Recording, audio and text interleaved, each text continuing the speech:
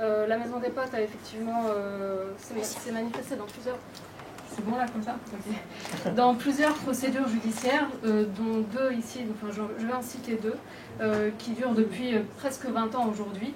La première concerne la société HLM Le Giest et la deuxième, la société France Habitation, qui est aussi une société HLM, et qui a organisé justement tout un système de fichage ethnique afin d'octroyer les logements aux personnes en fonction de leur origine.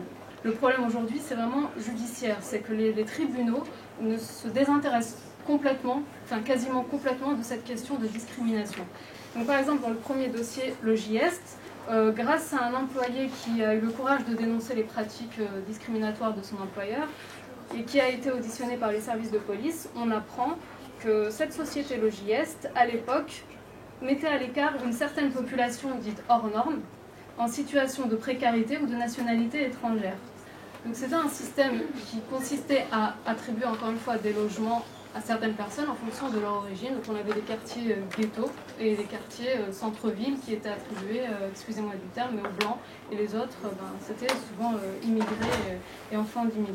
Donc la deuxième affaire, c'était l'affaire contre France Habitation.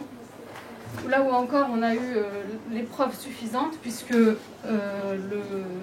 les perquisitions qui ont été faites dans les locaux de cette société ont permis d'établir qu'il y avait des notes qui étaient communiquées aux salariés, des notes qui indiquaient certains critères à suivre par les salariés lorsqu'ils devaient octroyer un logement, notamment ce fameux critère 4 dit 2 aggravé qui indiquait que la mixité était recherchée mais qu'aucune famille étrangère, même d'origine, ne devait être proposée pour les logements répondant à ce critère, y compris les dom-tom.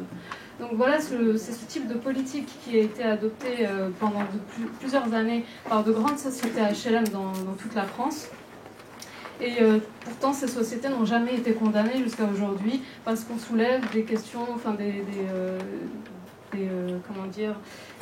exceptions de procédure. On va dire qu'il y a une prescription, on va nous mettre beaucoup de bâtons dans les roues, alors même qu'en réalité, ce n'est pas le cas. On est toujours en train de batailler aujourd'hui devant le juge d'instruction, devant les chambres d'instruction, etc., pour faire aboutir ces procédures. Donc il est vraiment là, aujourd'hui, le nœud du problème, c'est la sensibilisation.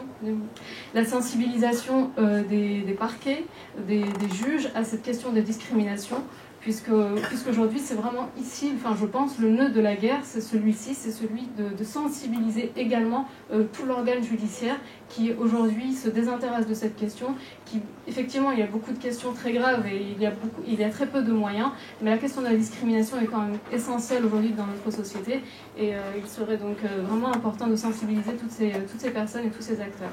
Voilà.